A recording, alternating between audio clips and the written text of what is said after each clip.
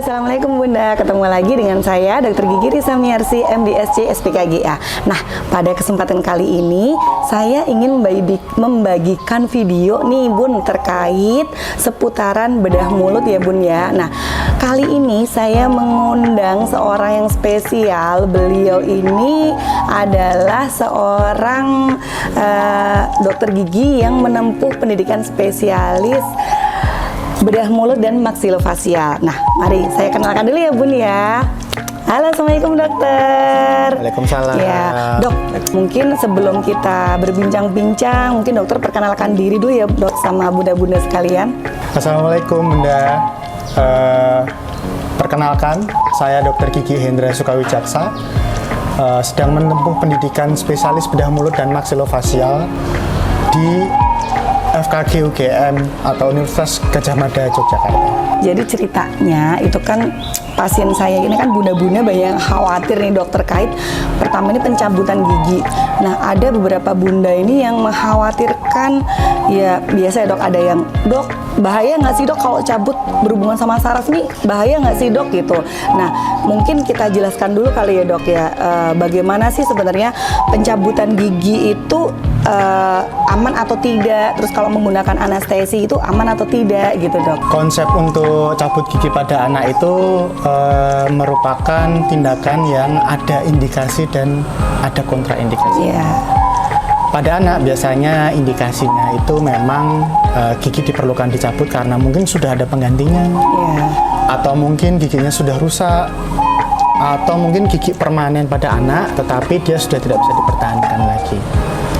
Jadi kalau dia memenuhi indikasi, maka dia harus dilakukan pencabutan. Bagaimana dengan pencabutan gigi atas? Biasanya itu yang paling sering ditanyakan sama bunda-bundanya ya dok ya. Bunda-bundanya karena takut setelah dicabut nanti giginya akan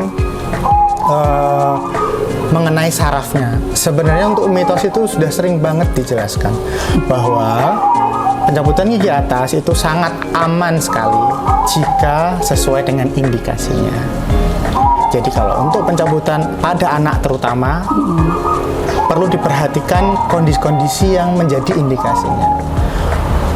Untuk kondisi yang menjadi kontraindikasi atau yang tidak diperbolehkan, salah satunya jika anak itu terdapat infeksi. Nah, ini poin pentingnya. Jadi yang bisa menyebabkan kelainan pada mata jika dilakukan pencabutan adalah pertama infeksi. Infeksi itu bisa menjalar kemana-mana. Kalau dari gigi atas, dia bisa ke area sinus atau di area bawah mata, bisa ke area mata lewat rongga di bawah mata itu atau rongga sinus. Yang kedua adalah keganasan. Biasanya pada anak ini nanti akan sulit dideteksi jika terdapat keganasan. Tapi untuk dokter-dokter mereka akan selalu memeriksa terlebih dahulu saat akan melakukan pencabutan gigi. Oke, berarti tadi bunda-bunda sudah mendengar ya penjelasan dari Dokter Hendra terkait sebenarnya tidak apa-apa kok Bun pencabutan pada gigi anak itu asalkan sesuai dengan indikasi begitu ya dok ya, dan diperhatikan kontraindikasinya. Jadi ketika dokter gigi anak tersebut bilang menjelaskan bahwa oh tidak bisa dilakukan pencabutan pada hari ini, berarti mungkin memang ada sesuatu yang tidak boleh dilakukan ya dok ya. Itu semuanya tindakan untuk mencegah komplikasi yang mungkin terjadi, baik itu infeksi maupun mungkin dokternya akan mengobservasi terlebih dahulu terhadap kasus dari anak-anak bunda yang biasanya diperiksakan ke dokter gigi. Nah, untuk yang selanjutnya nih dok, misalkan nih kan udah dilakukan pencabutan nih ya dok ya.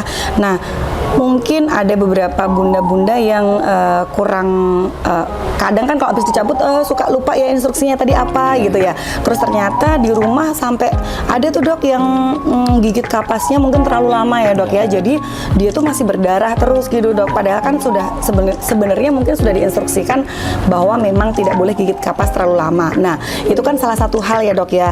Mungkin ada juga yang perdarahannya rada lama gitu dok. Mungkin ada tips dan trik dari dokter gigi Hendra untuk bunda-bunda sekalian supaya tidak cemas nih, karena kan namanya ibu-ibu ya dok ya, pasti kan kalau terjadi aduh ada berdarah kok lama kok nggak berhenti gitu kan udah panik ya dok ya. Apa nih hal-hal yang harus dilakukan di rumah gitu dok oleh ibu-ibu bunda-bunda kita nih supaya tidak panik gitu dok? Iya. Sebenarnya untuk perdarahan yang panjang itu sejak awal akan di-screening oleh dokter giginya. Jadi mungkin dokter gigi akan menanyakan gimana riwayat perdarahannya, apakah lama, apakah ada hematom atau memar-memar pada area sendi. Itu sebenarnya dokter gigi itu berusaha untuk mencari tahu kondisi pasien secara umum, apakah dia nanti ada kelainan di perdarahannya.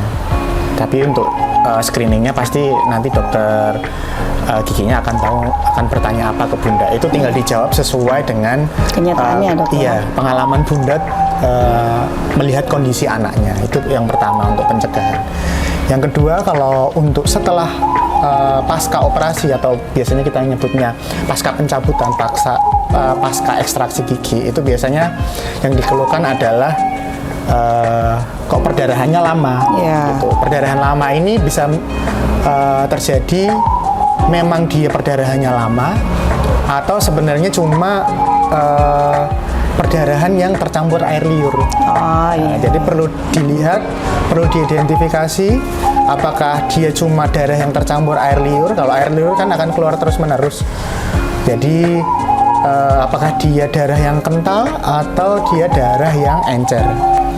Kalau untuk penanganannya sendiri, untuk kegawat daruratannya selama di rumah perlu diingat Bapak Ibu sekalian itu jangan panik pertama.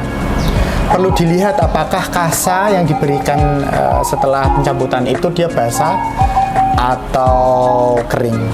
Kalau dia basah, basahnya seperti apa? Kalau dia basahnya seperti darah yang mengalir, artinya terjadi kelainan pada perdarahannya. Mungkin karena proses infeksi sebelumnya, atau mungkin ada granuloma, atau ada tumor kecil di area gigi, atau mungkin memang perdarahannya agak panjang. Perlu diingat kalau penghentian perdarahan itu sebenarnya simpel, tangani di area perdarahan dengan memberikan kasa yang digigitkan ke bekas pencabutan. Itu yang paling utama, minimal sampai setengah jam. Jadi kita tahu bahwa setengah jam itu jenderal darah akan terbentuk. Atau bisa dibantu dengan memberikan es pada area luka pencabutan, seperti itu. Untuk penanganan yang paling sederhana seperti itu. Tetapi jika dalam waktu 1 atau 2 jam perdarahan itu terdeteksi sebagai perdarahan yang masif atau perdarahan yang terus-menerus keluar dari soket, yang encer tadi ya dok ya? Iya, yang encer dan dia tidak tercampur dengan air liur, bunda atau bapak bisa langsung ke IGD rumah sakit untuk memeriksakan apakah itu karena perdarahan panjang atau mungkin karena kelainan darah. Sebenarnya kalau kelainan darah ini sebisa mungkin akan terdeteksi, tapi yang namanya anak, dia belum pernah periksa, belum pernah cek lab, jadi kadang itu yang miss dari pemeriksaan gitu. Jadi itu kalau ada klinik terdekat, mungkin bisa ke klinik terdekat sehingga nanti akan diperiksa oleh dokter giginya terlebih dahulu, seperti itu. Nah, untuk selanjutnya nih dok, saya pernah ada pasien nih dok, karena banyak orang tua kan yang belum terlalu sadar ya dok ya untuk pencabutan ke dokter gigi ya sebenarnya ya. Nah waktu itu ada kasus nih dok, seorang anak sakit tuh dibawa ke dokter anak lah ceritanya dok, sudah dikasih obat nih dok, nah ternyata tambah bengkak dok, nah akhirnya baru periksa datang ke saya kan dok, nah ternyata itu sudah terjadi pembengkakan di area pipi sampai ke leher dok. Nah begitu seperti itu kan saya sudah ini harus segera butuh penanganan nih. Nah mungkin di sini poin dari pertanyaan saya dok adalah karena kan untuk menyadarkan bunda-bunda bahwa pentingnya membawa anak itu ke dokter gigi secara rutin, tidak menyepelekan anak sakit gigi, anak bengkak, supaya lebih waspada gitu dok. Karena hal-hal tersebut mungkin dokter bisa jelaskan itu kan sangat membahayakan ya dok ya. Mungkin dokter bisa menjelaskan kenapa kok itu membahayakan gitu dok. Iya. Jadi sebenarnya kalau di bidang kita di area mulut dan maksilofasial atau area wajah itu yang paling berbahaya adalah pada area pernafasan. Jadi karena kita dekat dengan area pernafasan, dengan rongga pernafasan, sehingga itu yang berbahaya. Yang paling bahaya dari kasus yang sudah diceritakan adalah adanya sepsis dan aspirasi dari pembengkakan itu. Jadi kalau pembengkakan karena infeksi, biasanya ada nanah di dalamnya. Nanah itu yang akan menyebabkan penetrasi ke atau tembus ke area pernafasan. Dan jika nanah itu sudah tembus ke area pernafasan dan masuk ke dalam paru-paru, biasanya itu akan menimbulkan infeksi di tubuh dalam kondisi yang sangat darurat, karena saat itu kondisi tubuh akan bisa drop tiba-tiba, dan itu yang biasanya kita deteksi atau kita perhatikan sebagai kegawat daruratan di bidang bedah mulut. Bisa menimbulkan kematian seketika, tetapi itu juga bisa dicegah. Cegahnya dengan cara apa? Jika kita sudah mendeteksi adanya sakit, sakit itu artinya dia sudah ada kemungkinan untuk infeksi, sehingga infeksi itu sudah harus kita tangani. Infeksi itu bisa dilakukan dengan dua cara penanganannya. Pertama dengan cara tindakan langsung secara fisik, atau kita beri medikasi atau pengobatan.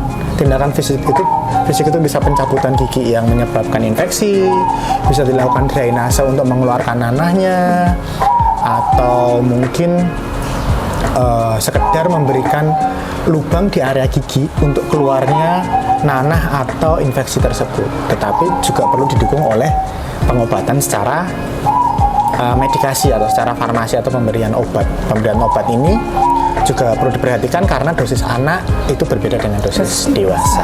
Jadi kalau pesannya sih sebenarnya poinnya adalah sebelum infeksi itu terjadi dan menjadi kegawat daruratan, menjadi sangat berbahaya, itu harus kita cegah dulu, karena mencegah itu kan lebih bagus daripada mengobati ya, dok. Sehingga kalau anak, ibu atau bapak yang mengalami sakit gigi perlu segera diperiksakan apakah dia terjadi infeksi atau tidak, seperti itu. Nah, berarti tadi sudah dijelaskan sama Dokter Hendra pentingnya memeriksakan anak ke dokter gigi supaya tidak terjadi kegawat daruratan yang tidak diinginkan, yang dapat mengancam jiwa juga ya dok ya. Jadi bunda-bunda lebih ketika anaknya sakit gigi atau udah mengeluh ada bengkak, segera harus langsung dibawa ke dokter gigi ya bun ya, supaya dapat penanganan lebih lanjut. Nah, mungkin seperti itu ya dok ya. Iya, benar seperti itu. Mungkin ada tambahan dari dokter terkait tema kali ini dok? Sebenarnya untuk pencabutan gigi anak dan dewasa itu sangat berbeda ya. Jadi dari segi teknik, dari segi penanganan gitu.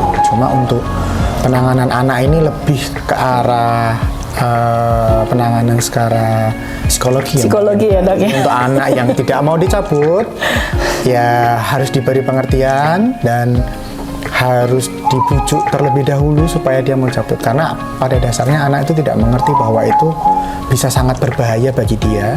Jadi orang tua juga harus berusaha untuk membujuk anak itu untuk melakukan tindakan tersebut atau pencabutan jika memang dari dokternya sudah mengindikasikan bahwa gigi itu harus dicabut. Ya, seperti itu. Oke, siap.